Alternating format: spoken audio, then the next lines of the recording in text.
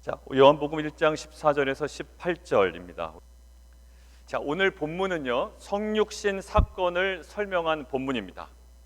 성육신이 뭘까요? 오늘 본문에서 명확하게 짧은 문장으로 기록되어 있습니다. 말씀이 육신이 되어 우리 가운데 거하신다라는 거예요. 성육신. 자, 영지주의자들 그리고 헬라 문화권에 있는 사람들에게 이 로고스, 오늘 아침에 말씀을 나눴죠. 이 로고스는 무엇일까요? 그들이 로고스라고 들을 때, 말씀이라고 들을 때 그들이 느끼는 이미지는 어떤 이미지일까요? 우리는 어느 정도 다 학습을 했고 알고 있고 또 여러 가지 통로를 통해 말씀에 대하여 잘 알고 있습니다. 자, 그래서 말씀은 하나님이시다, 예수님이시다 기계적으로 나오지만 그들은 무엇이라고 느꼈을까요? 로고스라고 요한이 이야기했을 때 이성이라고 생각했다고요. 그리고 지식이라고 생각을 했다고요. 인격체라고는 전혀 생각하지 않았습니다. 그런데 오늘 새벽에 나눈 본문에 보면 로고스가 무엇이라고요? 하나님이시래요. 이성인데 그들이 생각할 땐 이성이에요, 지식이에요. 그런데 그게 로고스가 하나님이시래요. 그리고 하나님과 함께 계시대요. 자, 이거 오늘 이제 새벽에 설명하느라고 좀 길게 설명을 했죠. 하나님과 함께 계시다 할 때 이 함께라는 이 헬라어가 프로스라고 되어 있습니다. 프로스. 근데 이 프로스의 특징이 있다고 그랬어요. 사람과 사람, 인격과 인격 사이에서만 사용되더라는 거예요. 내가 어떤 동물이라든지 어떤 물건과 함께 있을 때는 이것을 사용하지 않아요. 그러니까 지금 이 프로스라는 단어를 사용했다라는 것은 말씀도 인격이요, 로고스도 인격이요, 하나님도 인격이라는 거예요. 자, 그리고 그것도 아주 친밀한 관계 속에서만 사용되는 게 이 프로스, 함께라는 단어입니다. 자, 그러니까 로고스를 무엇으로 보고 있다고요? 지금 요한은 하나의 텍스트나 사상과 이성이 아니고요, 하나의 인격으로 보고 있습니다. 그냥 이 성경책이 로고스 이게 아니에요. 말씀이 로고스 이런 이미지가 아니고 하나의 인격으로 보고 있어요. 자, 그 인격인 로고스의 말씀이 동시에 하나님이십니다. 하나님이신데, 근데 하나님이시면 하나님으로 끝나야 되는데 갑자기 이렇게 떨어져 나와서 하나님과 함께 계시는 또 개별 인격체로 설명이 되고 있어요. 그러니까 삼위일체의 굉장히 신비로운 모습이죠. 그러니까 오늘은 1장에서 오늘 새벽에 1월 1일 본문에서는 로고스에 대한 편견 깨기예요. 아니면 우리가 기계적으로 그냥 그래 말씀은 하나님이고 말씀은 예수님이야, 이거는 우리가 너무나도 기계적인 반응이고요. 실은 이것들을 이해하고 정말로 깨닫고 누리는 데는 정말 그 성령님의 도우심이 없이는 불가능합니다. 말씀이 예수님이야, 알아. 근데 그게 아는 게 아닌 게 아닐 수가 있다는 생각이 들었어요. 말씀이 하나님이야, 알겠어. 그런데 그게 나에게 어떤 작용을 하는지, 말씀이 정말 하나님이라면 우리가 말씀을 어떻게 대할까요? 그리고 말씀이 정말 예수님이라면, 예수님의 인격이라면 우리가 이 말씀을 어떻게 대할까요? 그러니까 이것에 대한 그냥 알겠어라는 그냥 빨리빨리 후닥닥 해치우는 어떠한 그 내용이 아니라, 이것들은 요한복음이 어렵다고 하는데 바로 이런 데 있어요. 실제로 믿지 않는 사람들에게 이거는 말도 안 되는 거거든요. 말씀이 무슨 하나님이고 그것이 무슨 인격체로서 서로 존재하고 관계 맺고 이게 무슨 말이냐라는 거예요. 그래서 제가 한번 하심탐산 때인가요? 아니면 큐티 세미나 때 한번 이야기를 했습니다. 창조론과 진화론의 가장 큰 대립은요, 실은 어디서 나타나냐면 이 하나님 말씀에 대한 태도에서 드러나요. 창조론이 뭐죠? 말씀으로 천지를 창조했다라는 거 아니에요. 그러니까 창조론에 더 깊이 들어가면 결국 이 말씀에 대한 권위가 확 생겨버리거든요. 창조론은 그냥 하나님이 창조하셨다라는 개념이 아니에요. 창조론은 하나님이 그냥 손을 써서 만들었다 이런 개념도 아니고요, 하나님이 막 열심으로 세상을 고안하셔서 만들었다도 아니에요. 성경은 창조론을 분명하게 얘기하는데 말씀으로 창조하셨다라는 거거든요. 말이 안 되잖아요. 믿지 않는 사람이 이게 말이 안 돼요. 그러니까 이게 진화론과 창조론의 가장 큰 도전이 뭐냐면, 진화론은 결국 어디까지는 허용하냐면 하나님의 말씀, 이 로고스, 성경은 교훈적이다라는 거예요. 우리들 아이들 교육시키기에 딱 좋다, 이 바이블은. 그래서 교회 온다라는 거예요. 그냥 세상에 엇나가기 전에, 오늘 동민형제님이 카톡에 보내주셨던데, 남자 카톡방에 그 마리화나의 어떤 그 포제션, 그러니까 마리화나를 그냥 공공장소에서 피지 않고요, 그냥 자기가 소유하고 뭐 이런 거에 대해서 검찰이 기소를 하지 않겠다라는 거예요. 법에다가 재판을 넘기지 않겠다라는 거예요. 그러니까 이것은 합법은 아니지만 사실상의 어떻게 보면 합법이라고 되어 있죠. 그러니까 이런 정말 혼탁한 세상 속에 우리 아이들을 키우는 건 그래 말씀으로 훈련 잘 시켜서 뭐가 그르고 뭐가 옳은 것인지 그냥 은혜 받고 살아간다 이런 개념이에요. 그러니까 진화론은 딱 거기까지는 허용합니다. 하나님의 말씀, 좋은 얘기야. 도덕적으로 아이들 잘 가르칠 수 있고 경건하게 아이들 키울 수 있어. 근데 하나님이 이걸로 뭔가 역사하셔? 아예 거기는 안 믿어지는 거예요. 실은 아마 공동체 안에서도 그런 경우도 많을 겁니다. 하나님의 말씀을 묵상한다, 관계를 맺는다, 이거 목사님 너무 신비주의로 가는 거 아닙니까? 이렇게 반응한다고요. 저 큐티는 두 가지의 반응이 있다고 그랬죠. 하나는 무슨 반응? 말씀을 토대로 하기 때문에 어떤 사람은 뭐라고 얘기한다고요? 아유, 너무 이성적이라는 거야. 너무 말씀적이라는 거야. 그렇게 비판을 하나 받고요. 또 큐티하는 쪽으로 어떤 식으로 공격을 하냐면 너무 신비주의라는 거예요. 왜? 말씀을 그냥 공부하는 게 아니라 말씀을 묵상하고 말씀을 통한 하나님과 대화를 한다고? 관계를 맺는다고? 무슨 그런 소리 하세요? 그러니까 한쪽으로는 너무 지성주의라고 욕을 얻어먹고요, 하나는 너무 신비주의라고 욕을 얻어먹는 게 바로 큐티고 말씀 묵상이에요. 자, 천지 창조는 하나님이 그냥 이렇게 만드신 게 아니에요. 말씀으로 만드셨대. 그러니까 여기에 진화론과 창조론의 큰 충돌이 벌어지는 거예요. 자, 오늘 새벽에 삼위일체에 대한 오해를 우리가 말씀을 드렸죠. 저는 우리 아내에게는 전 남편이에요. 우리 준이한테는 제가 아버지입니다. 그리고 교회에 와서는 목사예요. 자, 이러니까 이게 삼위일체 하나의 중요한 모형인 것 같잖아요. 근데 그렇게 해서는 아닌다라는 거예요. 그게 아니다라는 거예요.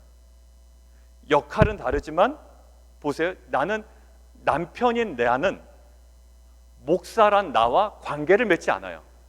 그럼 이렇게 된다고요. 남편인 내가 여기서 막 얘기하고 있고 목사인 내가 여기서 막 이야기하고 왔다 갔다 해야 되거든요. 이럴 순 없어요. 그냥 하나예요. 그러니까 삼위가 안 되기 때문에 삼위일체가 성립이 안 되는 거예요. 이 비교로는. 근데 오늘 보세요. 말씀이 뭐래요? 말씀이 하나님이래요. 일체예요. 하나예요. 그런데 갑자기 그 전에 뭐가 나왔죠? 말씀이 하나님과 함께 계셨대. 두 개가 되는 거예요. 그러니까 이게 신기하죠. 비밀이죠. 자, 그래서 결국 로고스는 뭐라고요? 하나님이셔요. 이 말씀은 하나님이세요. 이거에 대한 신앙 고백이 우리 가운데 신년에 다시 한번 고백되어야 될 줄 믿습니다. 말씀은 하나님이세요. 우리가 말씀을 대할 때 하나님을 대하는 거예요. 말씀을 대할 때 우리를 창조하신 하나님을 대하는 거고요. 이 천지를 창조하신 말씀이 지금 나에게 다가오고 있는 거예요. 나를 구원하신 말씀, 그 예수 그리스도가 나에게 다가오고 있는 거라고요. 근데 일반 그냥 지성주의자들은 그냥 이게 말씀이야. 그냥 교훈 얻어. 아이들 잘 양육해. 이 정도입니다. 답답하죠? 그거 보면. 어떻게 하면 이 선을 넘을까? 이 영적인 이 깨달음을 어떻게 할까? 그런 은혜를 하나님께서 우리에게 주시기를 원합니다. 자, 그래서 로고스는 하나님이신데요. 로고스는 하나님과 개별 위격으로 관계를 맺으실 수 있다라는 거예요. 하나님이시지만 하나님과 또 관계를 맺어요. 자, 여기서 핵심은 뭐라고요? 로고스가 인격으로 묘사되고 있다는 것을 오늘 1월 1일 본문에서는 꼭 기억을 하셔야 된다.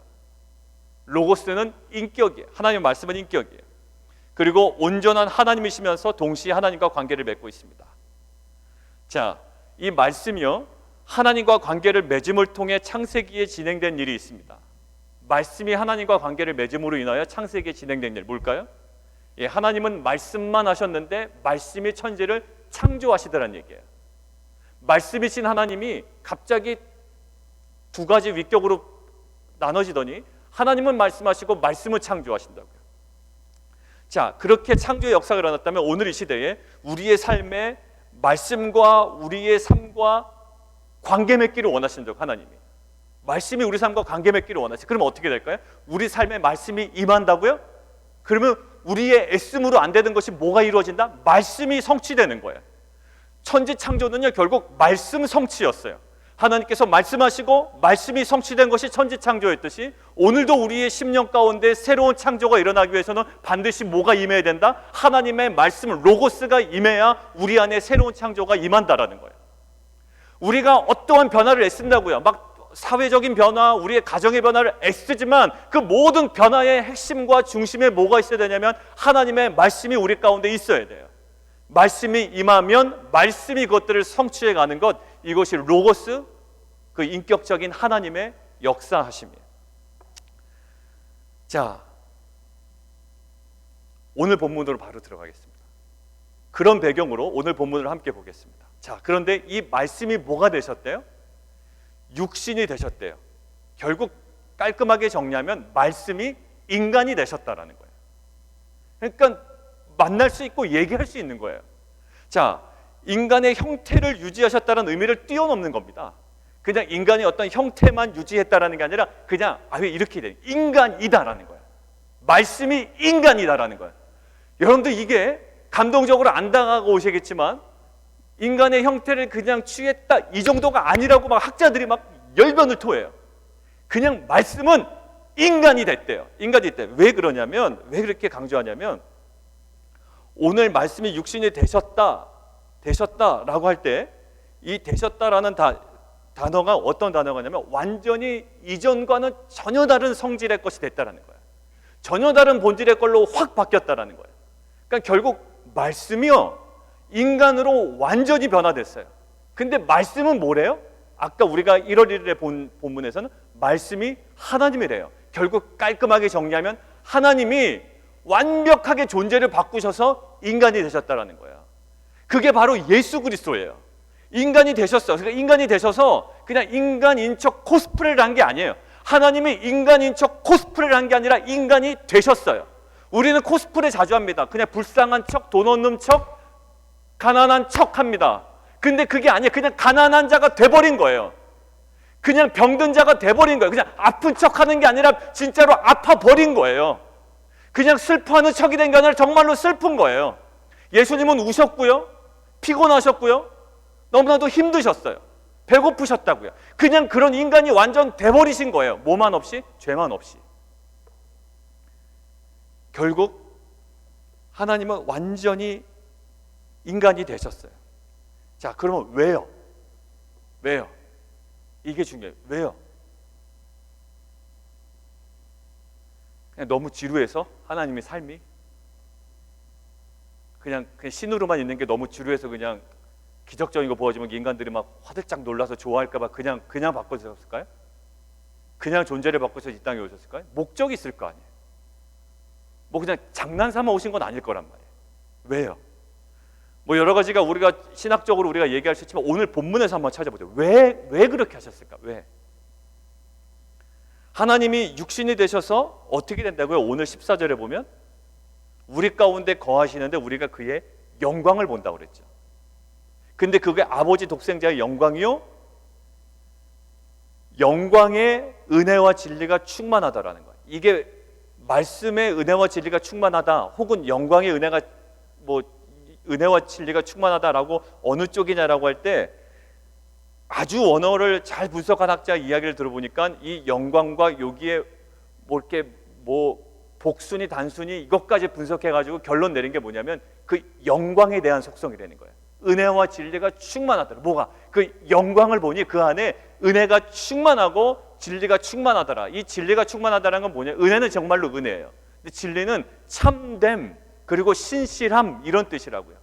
그러니까 이렇게 표현할 수 있어요. 더 간단하게 하면 정말로 은혜다라는 거야. 참말로 은혜다. 뭐 이런 뜻이라고요. 그러니까 은혜와 진리라고 할 때 되게 대등하게 보셔도 되고 이것들을 부사적인 용법으로 써서 정말 참말로 은혜가 여기 충만하다라는 의미로 보셔도 돼요. 이 영광이. 자, 아무튼 은혜가 강조해요. 자, 그러면 16절 보세요. 은혜가 충만하잖아요. 은혜와 진리가 충만한데 15절은 실은 삽입부입니다. 막 하다 보니까 잠깐 이거 강조해야 될 것 같아. 그래서 15절에 잠깐 이야기를 하고 실은 14절과 16절이 붙어 있어요. 은혜와 진리가 충만하더라 하고 그냥 16절로 가보세요.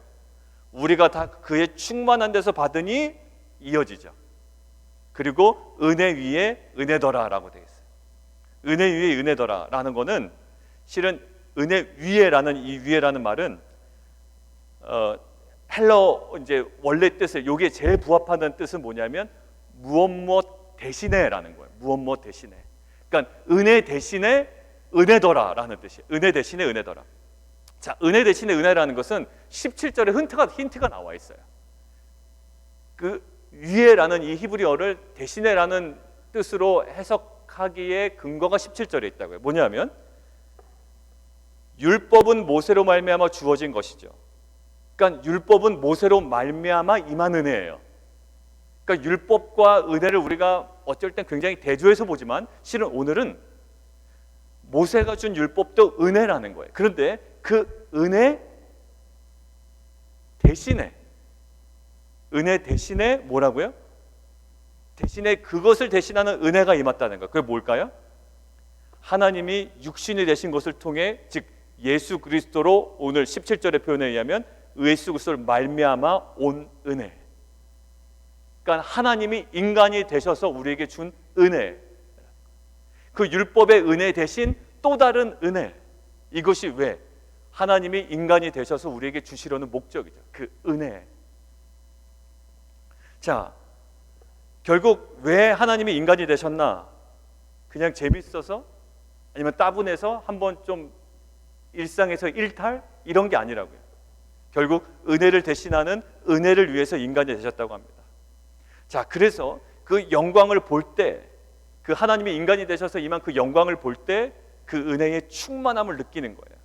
자, 질문하겠습니다. 자, 제가 아까 카톡으로 미리 질문 던진 거예요. 우리가 다 알고 있어요. 우리는 기계적으로 반응한다고요.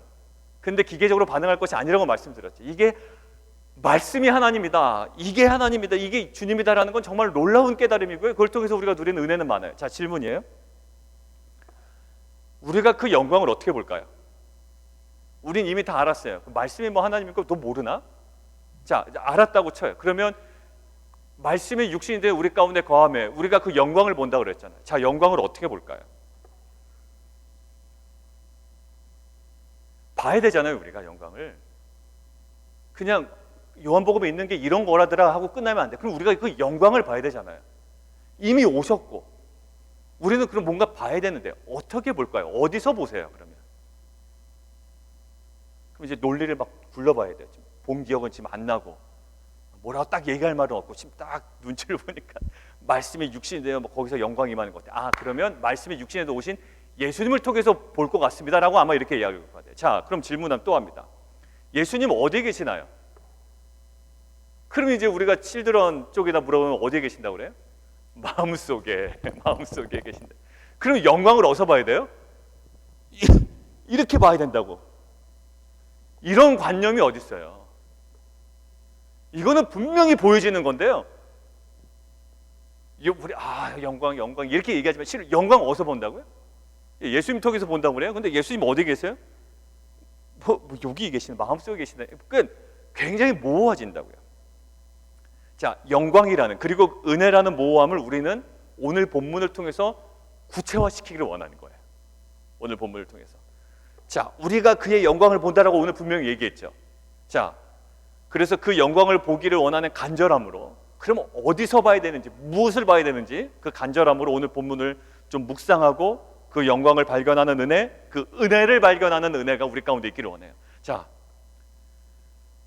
여기 보세요. 말씀이 육신이 되다라는 표현에서 되다, 아까 말씀드렸죠. 이 되다라는 건 뭐라고요?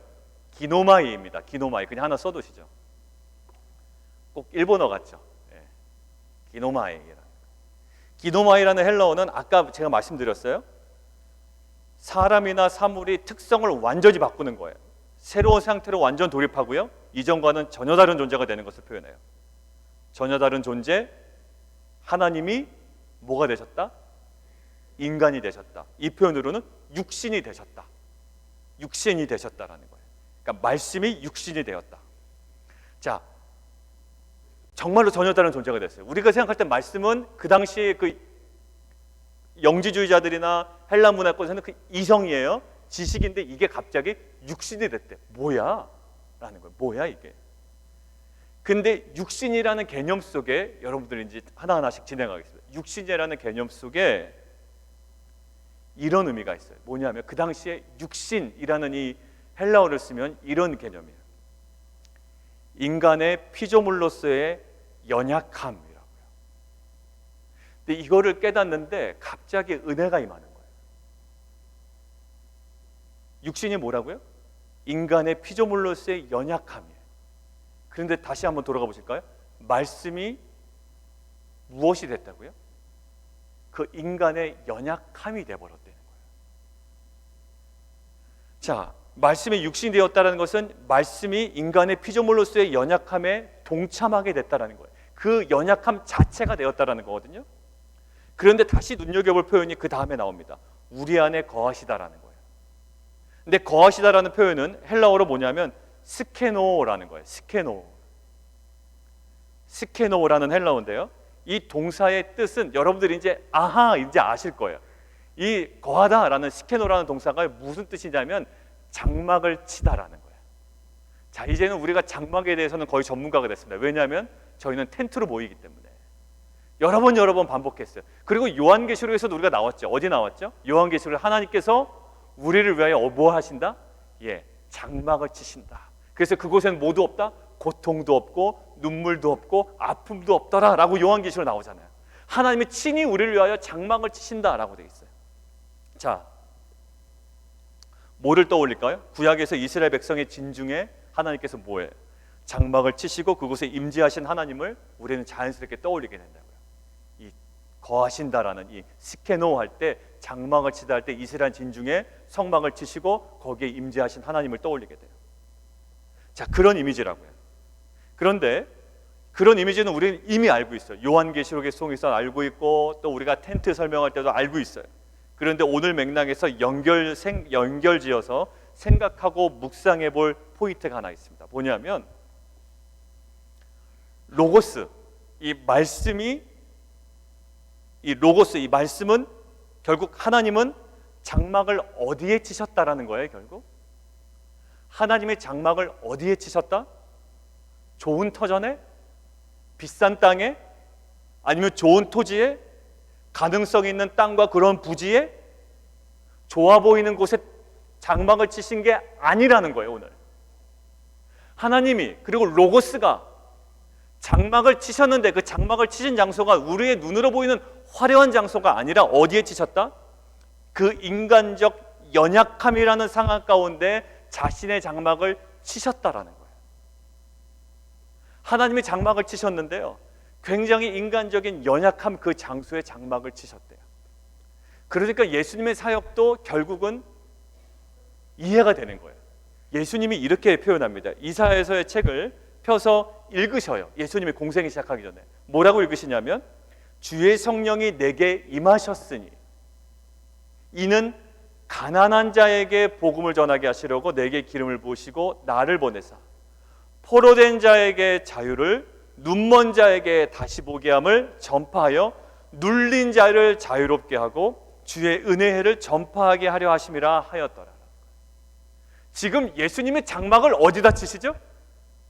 세상의 권력자에게 장막을 치시나요? 잘 나가는 자에게 장막을 치시는 게 아니라 누구에게?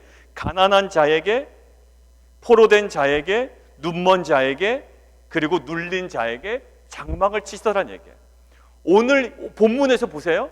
말씀이 육신이 되어 우리 가운데 장막을 치시는데 어디에 가운데? 육신, 인간의 연약한 곳에 장막을 치시더라는 거예요. 하나님이 인간이 되셨다, 말씀이 육신이 되었다라는 이 표현은 전혀 다른 존재로 변화되라는 어떤 신비의 영역이 아니었다라는 거예요. 오늘 깨달아진 거예요. 야, 그래, 그렇게 변하셨어? 라는 신비의 영역이 아니라, 물론 신비의 영역이지만 인간의 연약함 속에 자신의 장막을 치셨다라는 표현을 통해서 신비라는 관점에서 이제는 은혜의 관점으로 이것이 읽히더란 말이에요. 야, 하나님 신비하시네, 이런 관점이 아니라 하나님이 자신의 장막을 가장 연약한 곳에 치셨다라는 은혜의 관점으로 이것이 보이더란 말이에요. 오늘 우리가 말씀을 통독합니다. 오늘 통독하셨죠? 그리고 묵상합니다. 그리고 그 시간을 통해서 그 관계의 깊이로 들어가요. 그리고 교제의 깊이로 들어가는 것은 어떤 의미가 있는 걸까요? 말씀은 뭐다? 지식이 아니에요. 그냥 이것을 잘 깨달아서 아이들에게 잘 알려주면 되는 게 아니라고요.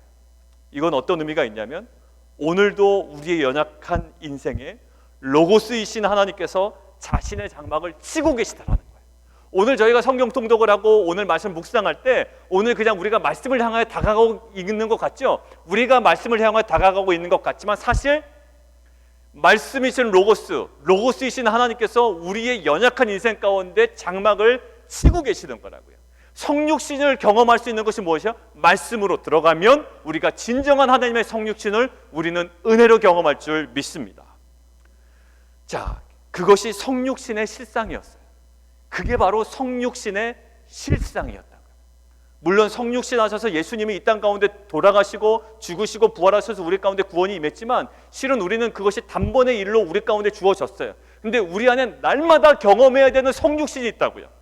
우리 안에 오늘도 경험해야 되는 성육신이 있고 내일도 경험해야 되는 성육신이 있어요. 그리고 지금 이 시간 말씀이 선포되는 이 시간에도 우리가 경험해야 되는 성육신이 있어서 이 말씀이 누구라고요? 하나님이시라요. 말씀이 우리 가운데 인격으로 다가오신대요. 그리고 우리와 교제하게 일어나시고 교제함을 통해 이 말씀이 우리 가운데 역사하고 뭔가 하나님의 일을 성취하신다는 거예요.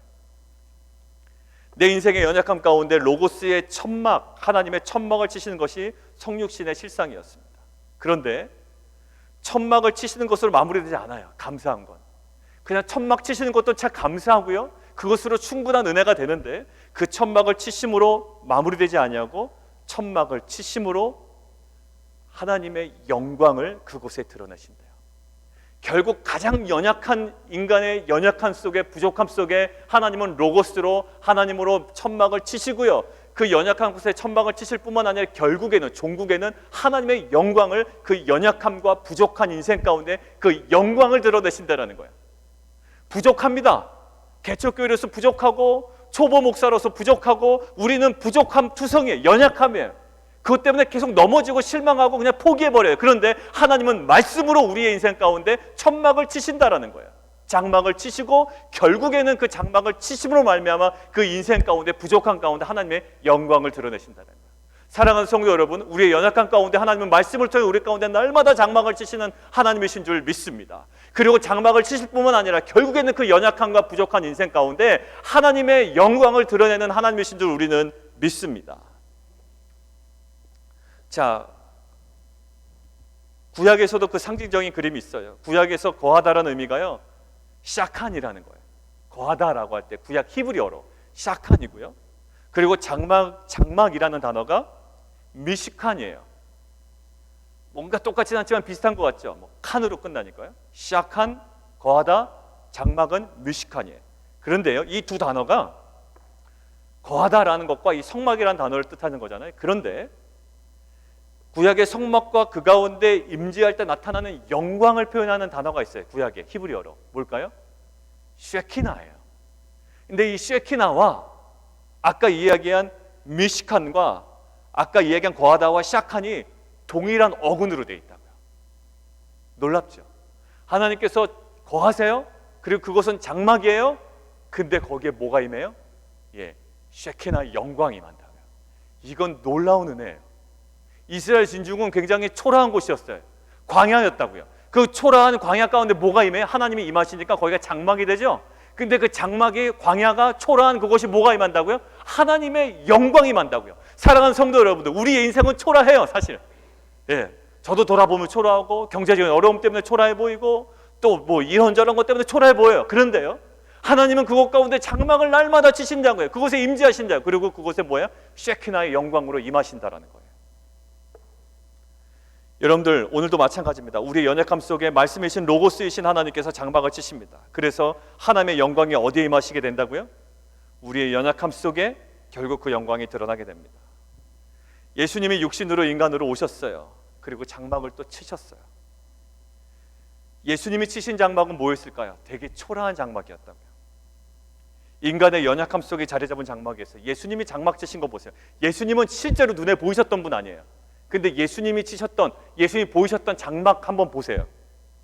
사람들이 흠모할 만한 것도 없고요, 항상 배척을 당하셨고요, 그의 결말은 저주스러운 죽음이었어요. 그런데 우리는 그곳에서 무엇을 봅니까?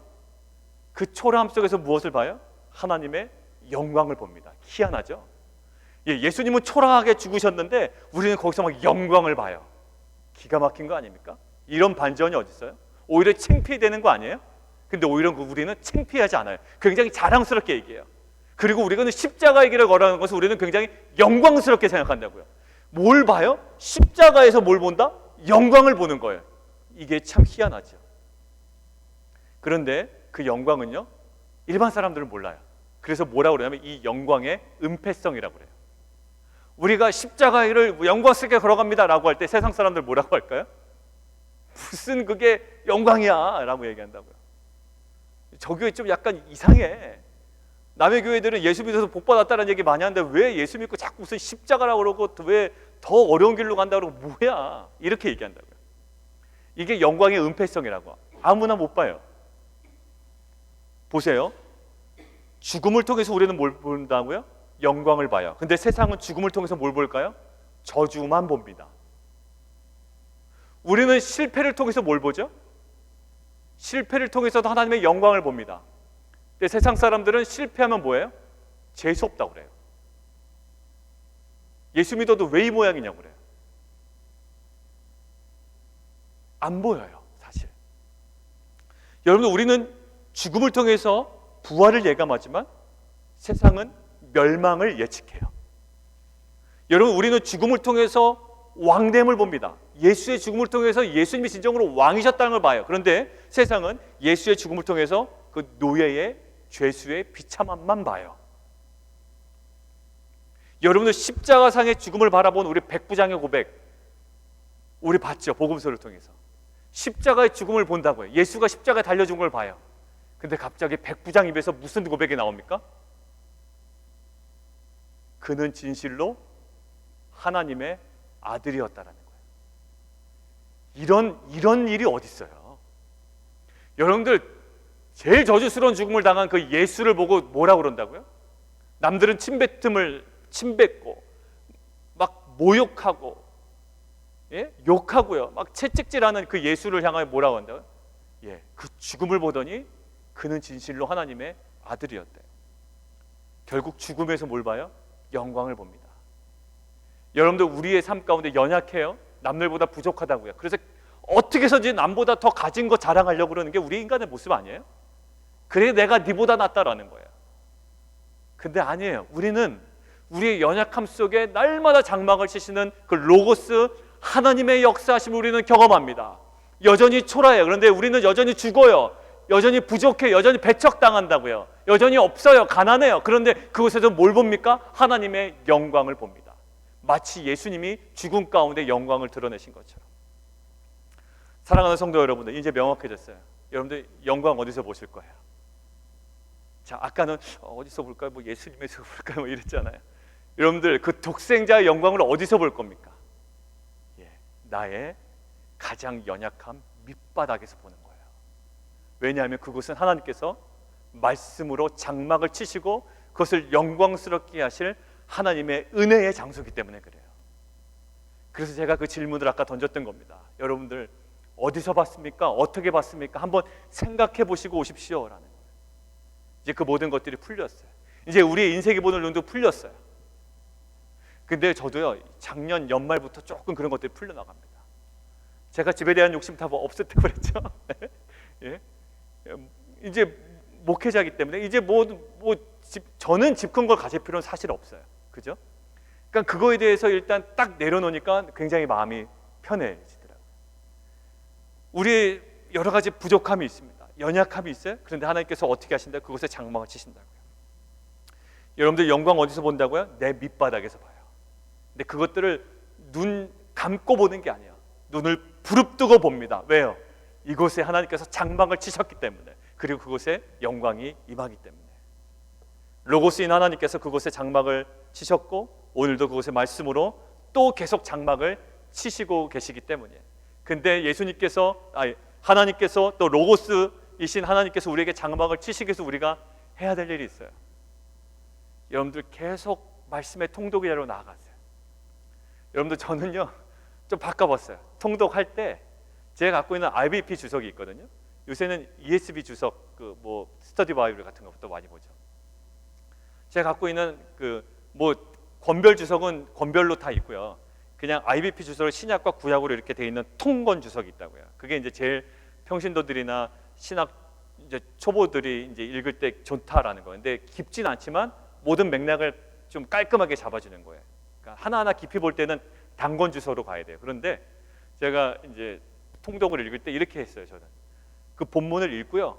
본문에 해당되는 주석을 그냥 같이 읽어 내려가는 거예요.